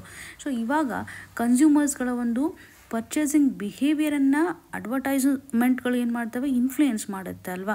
ಸೊ ಈ ಒಂದು ಆಧಾರದ ಮೇಲೆ ನಮ್ಮಲ್ಲಿ ಏನು ರೂಲ್ಸ್ ಆ್ಯಂಡ್ ರೆಗ್ಯುಲೇಷನ್ಸ್ಗಳಿದ್ದಾವೆ, ಸೊ ನಮ್ಮ ಒಂದು ಸಿಟಿಜನ್ಸ್ಗೆ ಸರಿಯಾದಂಥ ಒಂದು ಪಬ್ಲಿಕ್ ಹೆಲ್ತನ್ನು ಪ್ರೊವೈಡ್ ಮಾಡಬೇಕು, ಸೊ ಸರಿಯಾದಂಥ ಒಂದು ಡ್ರಗ್ಗನ್ನು ಡೆಲಿವರಿ ಮಾಡಬೇಕು, ರೀಚ್ ಆಗುವಂತೆ ಮಾಡಬೇಕು ಅನ್ನುವಂಥ ನಿಟ್ಟಿನಲ್ಲಿ ಇಲ್ಲಿ ಏನಾದರೂ ಮಿಸ್ಮ್ಯಾಚಸ್ಗಳಿದೆಯಾ ಅಥವಾ ಲಾಸ್ಗಳನ್ನು ಯಾಕೆ ಅವರು ಫಾಲೋ ಅಪ್ ಮಾಡ್ತಾ ಇಲ್ಲ ಅಂತ ನೋಡೋದಾದರೆ, ಇವಾಗ ಗ್ಲೋಬಲ್ ಲೆವೆಲಲ್ಲಿ ಇರ್ತಕ್ಕಂಥ ಕೆಲವೊಂದಿಷ್ಟು ಇಂಟರ್ನ್ಯಾಷನಲ್ ಟೆಕ್ ಕಂಪನೀಸ್ಗಳೇ ಅಂತ ಅಂದ್ಕೊಳ್ಳೋಣ. ಸೊ ಇವರು ಯಾವುದೇ ರೀತಿಯಾಗಿ ಅಡ್ವರ್ಟೈಸ್ಮೆಂಟ್ ಮಾಡ್ತಕ್ಕಂಥ ಸಂದರ್ಭದಲ್ಲಿ ಅವರಿಗೆ ಒಂದು ವಾರ್ನಿಂಗನ್ನು ಮಾಡ್ತಾ ಇಲ್ಲ. ಸೊ ಅಡ್ವರ್ಟೈಸ್ನ ನಾವು ಥರ್ಡ್ ಪಾರ್ಟಿಯಾಗಿ ಇವರು ಕನ್ಸಿಡರ್ ಮಾಡೋದನ್ನು ನೋಡ್ಬೋದು. ಸೊ ಇಲ್ಲಿ ಯಾವುದೇ ರೀತಿಯಾಗಿ ಒಂದು ವಾರ್ನಿಂಗ್ ಸಿಸ್ಟಮ್ ಇಲ್ಲ ಅಂತ ಹೇಳ್ಬೋದು. ಸೊ ಅಡ್ವರ್ಟೈಸ್ ಮಾಡ್ತಕ್ಕಂಥ ಸಂದರ್ಭದಲ್ಲಿ ಒಂದು ವಾರ್ನಿಂಗ್ ಸಿಸ್ಟಮ್ನ ಒಂದು ಲ್ಯಾಕ್ ಇದೆ ಅಂತ ಆಥರ್ ಅವರು ಎಂಫೋಸಿಸ್ ಮಾಡ್ತಾ ಇದ್ದಾರೆ. ಅಂದರೆ ಇವಾಗ ನಮ್ಮ ಒಂದು ಲಾನೇ ಗಮನ ಹರಿಸೋದಾದರೆ ಡ್ರಗ್ ಆ್ಯಂಡ್ ಮ್ಯಾಜಿಕ್ ರೆಮಿಡೀಸ್ಗೆ ಸಂಬಂಧಪಟ್ಟಂತೆ ಒಂದು ಆ್ಯಕ್ಟನ್ನು 1954 ಜಾರಿಗೆ ತಂದಿದ್ದಾರೆ. ಸೊ ಇಲ್ಲಿ ಆಬ್ಜೆಕ್ಷನೇಬಲ್ ಅಡ್ವರ್ಟೈಸ್ಮೆಂಟ್ಗೆ ಸಂಬಂಧಪಟ್ಟಂಥ ಒಂದು ಆ್ಯಕ್ಟ್ ಅಂತ ಹೇಳ್ಬೋದು. ಯಾವಾಗ ಅಂದರೆ 1954 ತಂದಿರೋದಾಗಿ ನಾವು ಇಲ್ಲಿ ಕಾಣ್ತಾ ಇದ್ದೀವಿ. ಸೊ ಈ ಒಂದು ಆ್ಯಕ್ಟನ್ನು ಗಮನ ಹರಿಸಿದಾಗ ಇಲ್ಲಿ ರೆಗ್ಯುಲೇಷನ್ಸ್ಗಳಿದ್ದಾವೆ. ಅನ್ನೆಸೆಸರಿ ಫಾಲ್ಸ್ ಸ್ಟೇಟ್ಮೆಂಟ್ಸ್ಗಳನ್ನು ಅಡ್ವರ್ಟೈಸ್ಮೆಂಟಲ್ಲಿ ಕೊಡುವಂಥದ್ದಿಲ್ಲ, ಕ್ಲೇಮ್ ಮಾಡುವಂಥದ್ದಿಲ್ಲ ಅಂತ. ಬಟ್ ಅಂದ್ರೂ ಸಹ ಟೆಕ್ ಕಂಪನೀಸ್ಗಳು ಸೊ ಇದನ್ನು ತಲೆ ಕೆಡಿಸ್ಕೊಳ್ತಾ ಇಲ್ಲ. ಸೊ ಯಾವುದೇ ರೀತಿಯಾಗಿ ಅಡ್ವರ್ಟೈಸ್ಮೆಂಟ್ಗಳಿಗೆ ಒಂದು ವಾರ್ನಿಂಗನ್ನು ಮಾಡ್ತಾ ಇಲ್ಲ ಅನ್ನುವಂಥದ್ದಾಗಿ ಗಮನ ಹರಿಸ್ಬೋದು. ಕೆಲವೊಂದಿಷ್ಟು ಸಾರ್ತಿ ಇವರು ಏನು ಮಾಡ್ತಾರೆ ಅಂದರೆ ಡಬಲ್ ಸ್ಟ್ಯಾಂಡರ್ಡ್ಸ್ಗಳನ್ನು ಸಹ ಮೇಂಟೈನ್ ಮಾಡ್ತಾ ಇದ್ದಾರೆ. ಏನು ಡಬಲ್ ಸ್ಟ್ಯಾಂಡರ್ಡ್ ಅಂತಂದರೆ, ಫಾರ್ ಎಕ್ಸಾಂಪಲ್ ಇವಾಗ US ಲಾವನ್ನು ಅವರು ಫಾಲೋ ಮಾಡ್ತಾರೆ. ಅದೇ ಕಂಪ್ನಿಗಳು ಭಾರತ ಅಂತ ಬಂದಾಗ ಅಲ್ಲಿ ಯಾವುದೇ ರೀತಿಯಾಗಿ ಸ್ಟ್ರಿಕ್ಟ್ ರೆಗ್ಯುಲೇಷನ್ಸ್ಗಳನ್ನು ಫಾಲೋ ಅಪ್ ಮಾಡೋದಿಲ್ಲ ಅಂತ ಹೇಳ್ಬೋದು. ಸೊ ಮೆಡಿಕಲ್ ಕ್ಲೇಮನ್ನು ಮಾಡುವಂಥ ಸಂದರ್ಭದಲ್ಲಿ ಏನೇನು ಸ್ಕ್ರೀನಿಂಗ್ ಇರುತ್ತೆ ಅದನ್ನೆಲ್ಲನೂ ಸಹ ಅವರು US ಲಾನಲ್ಲಿ ರೆಗ್ಯುಲೇಷನ್ಸ್ಗಳೇನಿರುತ್ತೆ ಅದನ್ನೆಲ್ಲ ಫಾಲೋ ಅಪ್ ಮಾಡ್ತಾರೆ. ಬಟ್ ನಮ್ಮ ದೇಶ ಅಂತ ಬಂದಾಗ ಸ್ವಲ್ಪ ರಿಲೀಫನ್ನು ತೆಗೆದುಕೊಳ್ತಾರೆ, ಡಬಲ್ ಸ್ಟ್ಯಾಂಡರ್ಡನ್ನು ಮೇಂಟೈನ್ ಮಾಡ್ತಾರೆ ಅನ್ನೋವಂಥದ್ದಾಗಿಯೂ ಸಹ ಗಮನ ಹರಿಸ್ತಾ ಇದ್ದಾರೆ. ಸೊ ಇಲ್ಲಿ ಇಂಟರ್ಮೀಡಿಯೇಟ್ಗೆ ಸಂಬಂಧಪಟ್ಟಂತೆಯೂ ಸಹ ಟೆಕ್ ಕಂಪನೀಸ್ಗಳು ಒಂದು ಎಕ್ಸ್ಕ್ಯೂಸನ್ನು ಸಹ ಕೊಡ್ತಾ ಇರುತ್ತೆ. ಯಾವಾಗಾದರೂ ಕೋರ್ಟಲ್ಲಿ ಬಂದಾಗ, ಕೋರ್ಟಲ್ಲಿ ಏನಾದರೂ ಇಶ್ಯೂ ಚಾಲೆಂಜ್ ಆಗಿರುವಂಥ ಸಂದರ್ಭದಲ್ಲಿ ತಮ್ಮ ಮೇಲೆ ಯಾವುದೇ ರೀತಿಯಾದಂಥ ರೆಸ್ಪಾನ್ಸಿಬಿಲಿಟಿಯನ್ನು ತೆಗೆದುಕೊಳ್ಳೋದಿಲ್ಲ, ಅಡ್ವರ್ಟೈಸ್ ಮಾಡುವಂಥವ್ರ ಮೇಲೆ ಹಾಕಿಬಿಡುವಂಥ ಸಾಧ್ಯತೆ ಜಾಸ್ತಿ ಇರುತ್ತೆ. ಅದರಲ್ಲೂ ಇಂಡಿಯನ್ ಟಾರ್ಗೆಟೆಡ್ ಆ್ಯಡ್ಸ್ ಮೇಲೂ ಸಹ ಅವರು ಜಾಸ್ತಿ ಹಾಕೋದನ್ನು ನಾವು ನೋಡ್ತೇವೆ. ಸೊ ಇಲ್ಲಿ ಏನಾಗುತ್ತೆ ಅಂದರೆ ಜನರಲಿ ಅಡ್ವರ್ಟೈಸ್ನ ಮುಖಾಂತರ ಒಂದು ಕಂಪನಿಗೆ ಸಾಕಷ್ಟು ಪ್ರಾಫಿಟ್ ಬರ್ತಾ ಇರೋದನ್ನು ನಾವು ಗಮನ ಹರಿಸ್ತೀವಿ. ಸೊ ಕಂಪ್ನೀಸ್ಗಳು ಬೇರೆ ಒಂದು ರಾಷ್ಟ್ರದಲ್ಲಿ ಇದ್ರೂ ಸಹ ಅವರ ಒಂದು ಬ್ರ್ಯಾಂಚಸ್ಗಳು ಬೇರೆ ಬೇರೆ ಲೋಕಲ್ ಅಥವಾ ಬೇರೆ ಬೇರೆ ರೀಜನ್ಸ್ಗಳಿರುತ್ತೆ. ಇವಾಗ ಇಂಡಿಯಾದಂತ ತೆಗೆದುಕೊಳ್ಳುವಾಗ ಬೇರೆ ಒಂದು ರೀಜನ್ ಲೆವೆಲಲ್ಲಿ ಅವರು ಕಂಪ್ನೀಸ್ಗಳನ್ನು ಮಾಡಿರ್ತಾರೆ, ಆ ಒಂದು ರೀಜನ್ಗೆ ಸಂಬಂಧಪಟ್ಟಂತೆ ಅಡ್ವರ್ಟೈಸ್ಮೆಂಟ್ಗಳನ್ನು ಮಾಡ್ತಾ ಇರ್ತಾರೆ. ಸೊ ಇಲ್ಲಿ ದ ಬ್ರ್ಯಾಂಚ್ ಏನಿರ್ತಾರೆ ಅಂದರೆ ಹೆಡ್ ಬ್ರ್ಯಾಂಚ್ ಏನಿರುತ್ತಲ್ಲ ಅದು ಯಾವುದೇ ರೀತಿಯಾಗಿ ಕಂಪ್ನೀಸ್ಗಳು ರೆಸ್ಪಾನ್ಸಿಬಿಲಿಟಿನ ಇಲ್ಲಿ ತೆಗೆದುಕೊಳ್ತಾ ಇಲ್ಲ ಅನ್ನುವಂಥದ್ದನ್ನು ಗಮನ ಹರಿಸ್ಬೋದು. ಇಂಟರ್ಮೀಡಿಯೇಟ್ಸರ ಮೇಲೆ ಅವರು ಹಾಕಿಬಿಡ್ತಾರೆ ಅನ್ನುವಂಥ ಒಂದು ಕಾಂಟೆಕ್ಸ್ಟನ್ನು ಸಹ ನಾವಿಲ್ಲಿ ಗಮನ ಹರಿಸ್ತಾ ಇದ್ವಿ. ಇವ್ರು ಏನು ಮಾಡ್ತಾ ಇದ್ದಾರೆ ಅಂದರೆ ನಮ್ಮ ದೇಶದಲ್ಲಿರ್ತಕ್ಕಂತಹ ಒಂದು ಲೀಗಲ್ ಲೂಪ್ ಹೋಲ್ಸ್ಗಳನ್ನು ಇವರು ಯೂಸ್ ಮಾಡ್ಕೋತಾ ಇದ್ದಾರೆ ಅಲ್ವಾ. ಸೊ ಏನಿರ್ಬೋದು, ಫಾರ್ ಎಕ್ಸಾಂಪಲ್ ಇವಾಗ ನಾವು ಜುಡಿಷಿಯಲ್ ಆ್ಯಕ್ಷನನ್ನು ತೆಗೆದುಕೊಳ್ತಾ ಇದ್ವಿ, ಇವ್ರ ಮೇಲೆ ಕೇಸನ್ನು ಹಾಕಿದ್ರೂ ಸಹ ಸರಿಯಾಗಿ ನಾವು ಅದನ್ನು ಪ್ರೋಸೆಸ್ ಮಾಡ್ತಾ ಇಲ್ಲ. ಸೊ ಪಬ್ಲಿಕ್ ಇಂಟ್ರೆಸ್ಟ್ ಲಿಟಿಗೇಷನ್ ಮುಖಾಂತರ ಸಾಕಷ್ಟು ಕೇಸಸ್ಗಳನ್ನು ನಾವು ಗಮನ ಹರಿಸ್ತೀವಿ. ಸೊ ಇಲ್ಲಿ ಅಕೌಂಟಬಿಲಿಟಿಯನ್ನು ತೋರಿಸಲಿಕ್ಕೆ ಸಾಧ್ಯತೆ ಇದೆನಾ? ಸೊ ಇವೆಲ್ಲ ಸಹ ಕ್ವಶನ್ ಮಾರ್ಕನ್ನು ಕ್ರಿಯೇಟ್ ಮಾಡ್ತಾ ಇದೆ ಅಂತ ಹೇಳ್ಬೋದು.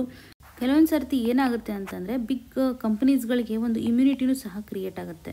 ಸೊ ಇದರ ಒಂದು ಹೆಡ್ ಬ್ರ್ಯಾಂಚು ಬೇರೆ ಒಂದು ನೇಷನಲ್ಲಿ, ಫಾರ್ ಎಕ್ಸಾಂಪಲ್ USA ಇದೆ ಅಂತ ತೆಗೆದುಕೊಂಡಾಗ ನಮ್ಮ ದೇಶದಲ್ಲಿ ಇರುವಂಥ ಬ್ರ್ಯಾಂಚು ಆಟೋಮೆಟಿಕ್ಲಿ ಇದು ಸಬ್ಸಿಡಿಯರಿ ಬ್ರ್ಯಾಂಚ್ ಆಗುತ್ತೆ. ಸೊ ಹಾಗಾಗಿ ಅವರು ಒಂದು ಲೀಗಲ್ ಪ್ರೊಸೀಜರ್ ಏನಿರುತ್ತಲ್ಲ ಅದರಿಂದ ಎಸ್ಕೇಪ್ ಆಗುವಂಥ ಸಾಧ್ಯತೆ ಇರುತ್ತೆ, ಇಮ್ಯುನಿಟಿಯನ್ನು ಅವರು ಹೊಂದಿರತಕ್ಕಂಥ ಸಾಧ್ಯತೆ ಇರುತ್ತೆ. ಸೊ ಹಾಗಾಗಿ ಪೇರೆಂಟ್ ಕಂಪನಿ ಅಲ್ಲಿ ಪ್ರಾಸಿಕ್ಯೂಷನನ್ನು ಫೇಸ್ ಮಾಡಬೇಕಾಗುತ್ತೆ. ಸೊ ಇಲ್ಲಿರುವಂಥ ಲಾಸ್ಗಳನ್ನು ಸಬ್ಸಿಡಿಯರಿ ಬ್ರ್ಯಾಂಚ್ ಏನಿರುತ್ತಲ್ಲ ಅದೇ ಫೇಸ್ ಮಾಡಬೇಕಾಗಿರುವಂಥ ಒಂದು ಕಂಟೆಕ್ಸ್ಟ್ ಇರುತ್ತೆ. ಸೊ ಆ ಆಧಾರದ ಮೇಲೆ ನೋಡಿದಾಗ ಅವ್ರಿಗೆ ಒಂದು ಇಮ್ಯುನಿಟಿ ಸಿಕ್ಕಂಗಾಗುತ್ತೆ ಅನ್ನೋದನ್ನು ಒಂದು ಲೂಪ್ ಹೋಲ್ಸ್ ಆಗಿ ಅವರು ಕನ್ಸಿಡರ್ ಮಾಡ್ತಾ ಇದ್ದಾರೆ. ಸೊ ಇಲ್ಲಿ ಯಾರು ರೆಸ್ಪಾನ್ಸಿಬಲು? ಸೊ ಪ್ರೆಸೆಂಟ್ ಕಂಡೀಷನ್ ನಾವು ಏನು ಚೇಂಜಸನ್ನು ಮಾಡಬೇಕು? ಬೇಸಿಕಲಿ ಈ ಒಂದು ಪಬ್ಲಿಕ್ ಹೆಲ್ತ್ ಆಗಿರ್ಬೋದು, ಜನರಲ್ ಆಗಿ ಒಂದು ಗೂಡ್ಸನ್ನು ಕ್ವಾಲಿಟಿ ವೈಸ್ ಕನ್ಸ್ಯೂಮರ್ಗೆ ರೀಚ್ ಮಾಡುವಂತಹ ರೆಸ್ಪಾನ್ಸಿಬಿಲಿಟಿಯೂ ಸಹ ನಮ್ಮ ಒಂದು ಸಿಸ್ಟಮ್ ಹೊಂದಿರುತ್ತೆ. ಸೊ ಇಲ್ಲಿ ಸರಿಯಾಗಿ ನಾವು ಕನ್ಸ್ಯೂಮರ್ಗೆ ಸಂಬಂಧಪಟ್ಟಂಥ ಪ್ರೊಟೆಕ್ಷನನ್ನು ಪ್ರೊವೈಡ್ ಮಾಡಬೇಕು.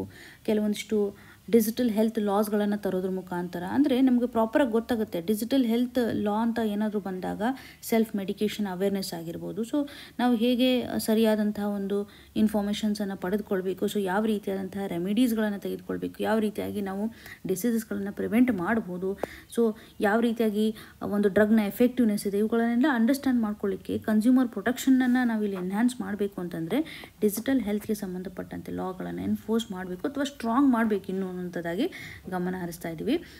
ಈವನ್ ಈ ಕಂಪ್ನೀಸ್ಗಳು ಸಹ ಒಂದು ಅಕೌಂಟಬಿಲಿಟಿಯನ್ನು ಎನ್ಶೋರ್ ಮಾಡಲಿಕ್ಕೆ ಅಥವಾ ಇಂಟರ್ಮೀಡಿಯರಿಗೆ ಸಂಬಂಧಪಟ್ಟಂಥ ಇಮ್ಯುನಿಟಿ ಏನಿದೆಯಲ್ಲ ಅವುಗಳನ್ನೆಲ್ಲ ತೆಗೆದು ಹಾಕಬೇಕು. ಅಡ್ವರ್ಟೈಸ್ ಏನಾದರೂ ವೈಲೇಷನ್ ಆದರೆ ಅವರಿಗೆ ಸ್ಟ್ರಿಕ್ಟ್ ಪನಿಷ್ಮೆಂಟ್ಸನ್ನು ಕೊಡಬೇಕು.